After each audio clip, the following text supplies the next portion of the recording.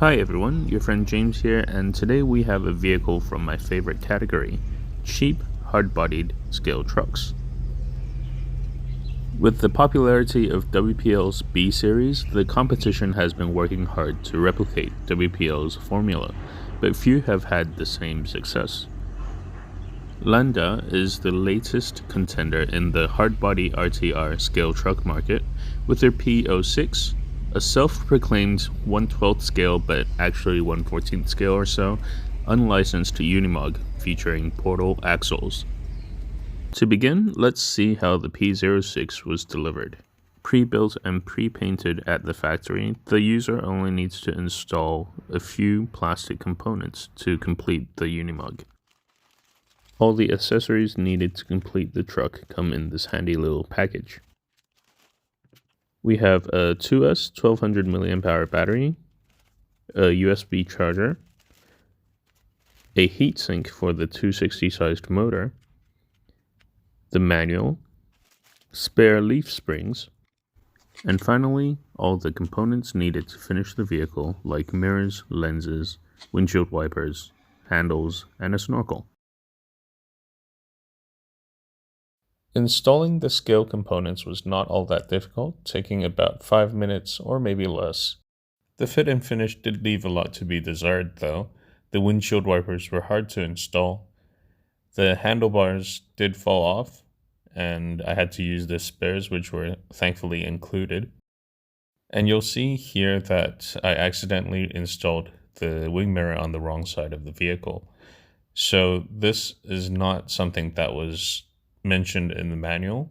You just have to figure out where all the parts go. The turn signal lenses were really hard to install as well. Moving on to the radio, this is a 2.4 GHz fully proportional unit. That's, well, cheap, as you'd expect in this class of product. The on-off button is located here, while A, B, and C buttons control the light functions, the dual rates, and an auxiliary function.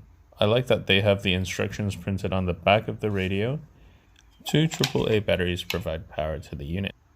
Now let's take a look under the hood. Like its WPL competitors, the P06 uses a 2-in-1 board with a 3-wire servo. I hope this is because my unit is a very early production unit, but seeing pieces of tape and wiring just haphazardly stuffed into the vehicle is really not a great look.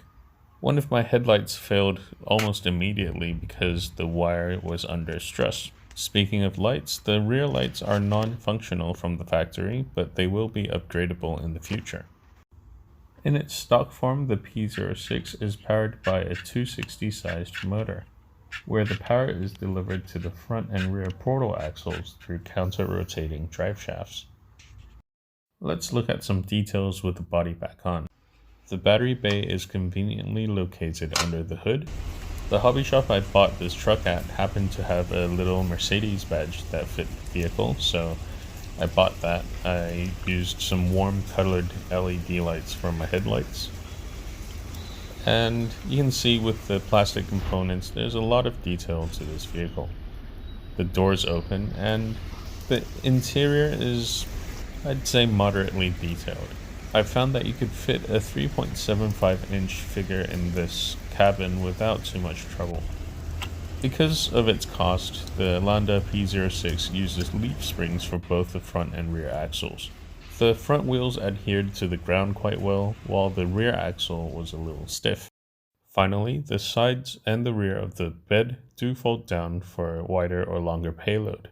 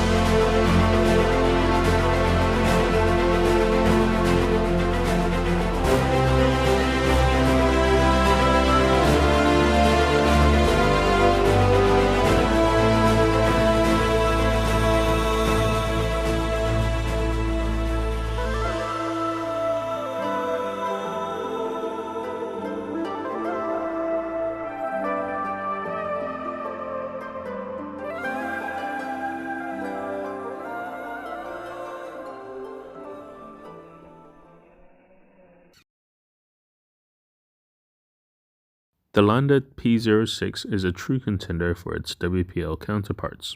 Everything from the subject matter to the portal axles to the optional second motor that could be fitted onto the gearbox. It's great to see these manufacturers think and innovate. For what it is, I'm also very impressed with how it performed out of the box.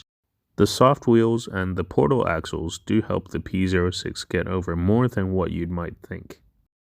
Like every RC product out there, the P06 does have its flaws.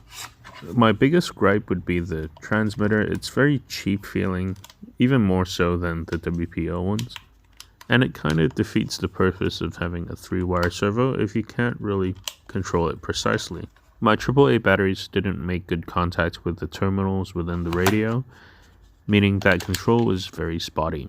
The tires, although very soft, weren't glued from the factory and did slip with the presence of dust. Finally, the 216 motor is a little underpowered for this vehicle. With inadequate torque, the motor gets quite hot and the throttle isn't very linear at all. I've always maintained that competition is great for us, the consumers. If you're looking for your next truck project and you like the WPL kind of scale, the Landa P06 just might be the truck for you. I hope you enjoyed the review of the Landa P06. Please like and subscribe, and we'll see you in the next one. Cheers!